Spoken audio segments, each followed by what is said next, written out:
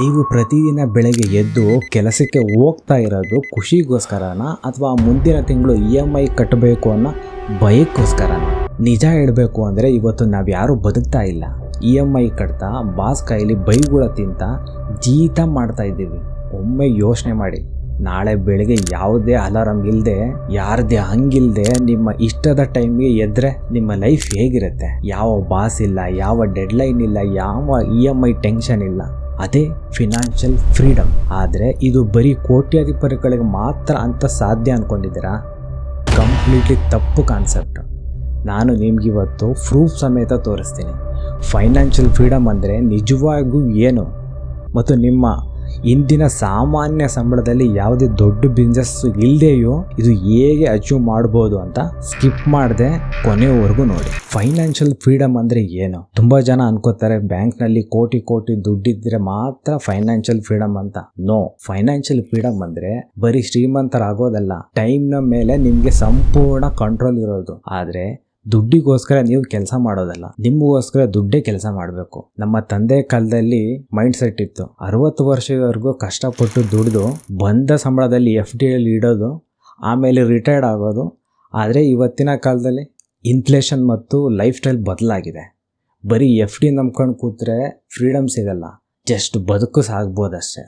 ಹಾಗಿದ್ರೆ ಸಾಮಾನ್ಯ ಸಂಬಳದಲ್ಲಿ ಇದು ಹೇಗೆ ಸಾಧ್ಯ? ಈ 4 ಟಿಪ್ಸ್ನ ಫಾಲೋ ಮಾಡಿ. ಸ್ಟೆಪ್ 1, ಸಾಲದ ಚೈನ್ನ ಫಸ್ಟು ಕಟ್ ಮಾಡಿ.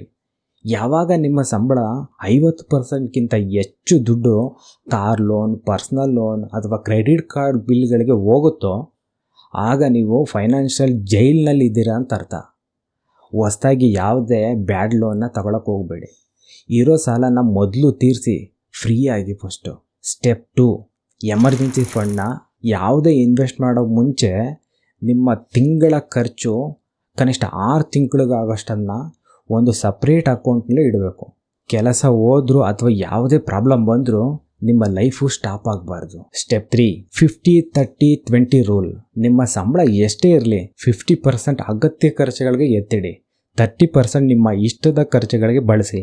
ಆದರೆ ಕಡ್ಡಾಯವಾಗಿ 20% ದುಡ್ಡನ್ನು ಇನ್ವೆಸ್ಟ್ಮೆಂಟ್ಗೆ ಎತ್ತಿಡಲೇಬೇಕು. Step 4, power of compounding. ದುಡ್ಡನ್ನು ಬರೀ ಬ್ಯಾಂಕ್ನಲ್ಲಿ ಇಟ್ಟರೆ ಅದು ಬೆಳೆಯಲ್ಲ.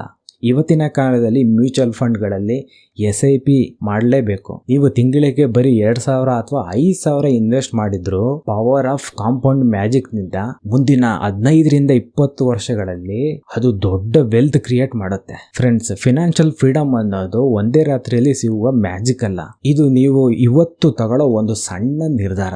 ಇವತ್ತೇ ನಿಮ್ಮ ಅಗತ್ಯ ಖರ್ಚುಗಳನ್ನ ಬ್ರೇಕ್ ಹಾಕಿ ಇನ್ವೆಸ್ಟ್ಮೆಂಟ್ ಸ್ಟಾರ್ಟ್ ಮಾಡಿ. ನಿಮ್ಮ ರಿಟೈರ್ಮೆಂಟ್ ಡೇಟ್ ಅನ್ನ ನೀವೇ ಡಿಸೈಡ್ ಮಾಡೋ ತಾಕತ್ತು ನಿಮಗಿದೆ. ಈ ವಿಡಿಯೋ ನಿಮ್ಗೆ ಇಷ್ಟ ಆಗಿದ್ರೆ ನಿಮ್ಮ ಆಫೀಸ್ ಗ್ರೂಪ್ಗಳಲ್ಲಿ ಫ್ರೆಂಡ್ಸ್ಗೂ ಶೇರ್ ಮಾಡಿ. ಸಾಮಾನ್ಯ ಸಂಬಳದಲ್ಲೂ ಸ್ಮಾರ್ಟ್ ಆಗಿ ದುಡ್ಡು ಮ್ಯಾನೇಜ್ ಮಾಡೋದು ಹೇಗೆ ಅಂತ ತಿಳ್ಕೊಳ್ಳಲು ಈಗಲೇ ನಿಮ್ಮ ಇನ್ವೆಸ್ಟರ್ ಮೈಂಡ್ ಚಾನೆಲ್ಗೆ ಸಬ್ಸ್ಕ್ರೈಬ್ ಮಾಡಿ. ಮುಂದಿನ ವಿಡಿಯೋದಲ್ಲಿ ಸಿಗೋಣ. ನಮಸ್ಕಾರ.